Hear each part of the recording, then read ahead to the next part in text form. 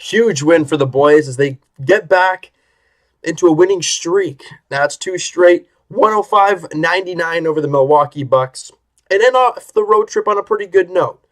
You have a rough, obviously the controversial one against Sacramento. Then you play, the Clippers back to back. It's rough.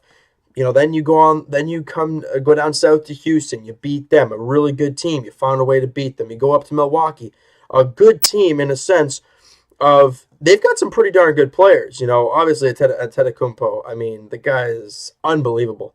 His length is ridiculous. 29 and 11 for him. He was so good tonight. He shot 70%, 12 of 17. I mean, he was great.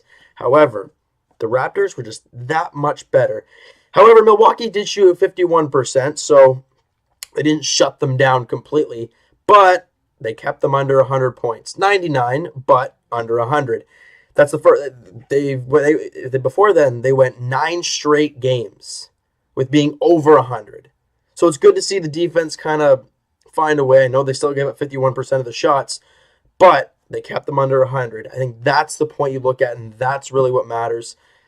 They did what they had to do, and they got the job done. They got the win. They kept the team under 100 points, and your big guys stepped up late. I mean, the main guy, I think, in this game, a lot of people could say, it was DeMar. He was great. He was great. Patrick Patterson being huge off the bench once again.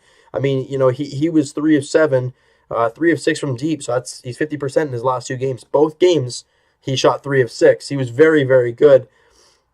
And Terrence Ross, I thought, was okay. He had 8 points, but he had a big shot late. DeMar Carroll, again, with 14. However, Kyle Lowry, in that fourth quarter, Lowry time, pretty much is what it is, was dynamite.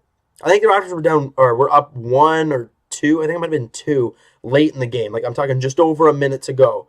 And Lowry takes a deep 3. Like a deep, deep 3. And a lot of people are probably thinking, oh, no, why are you taking that shot? He knocks it down. And that's a big shot going up by 4 late in the game.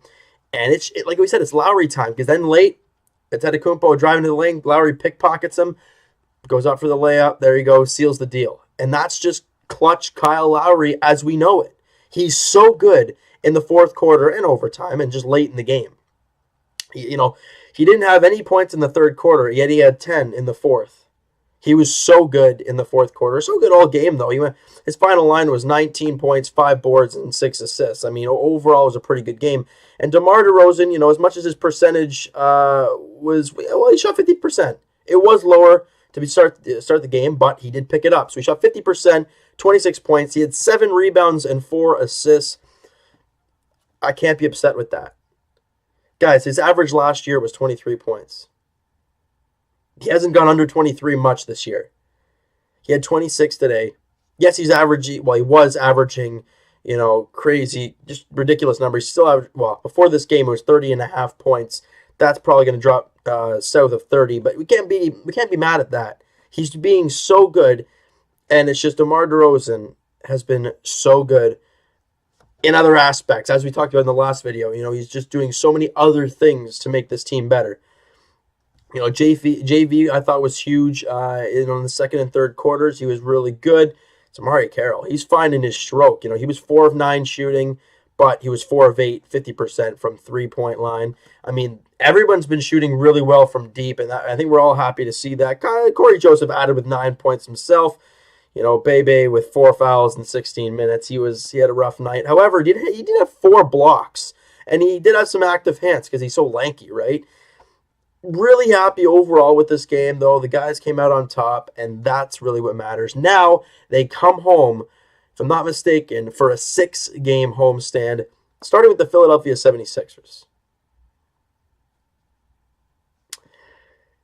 They should get a win.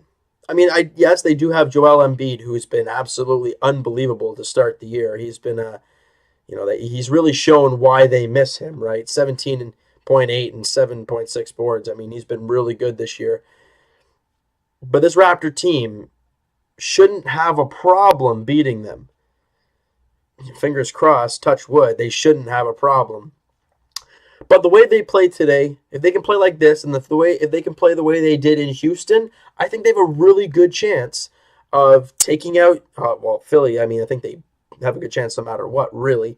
And then they play Memphis, who, Memphis is always a greasy team. They're 10-5, so they're having a really good team this year as well. So, just take it game by game, really. The Raptors got the job done tonight. Now, they come home, have a few days off, then they take on Philly at the Air Canada Center. Should be a win, but that's why we play the game, right? The Sacramento games should have been wins. One literally should have been.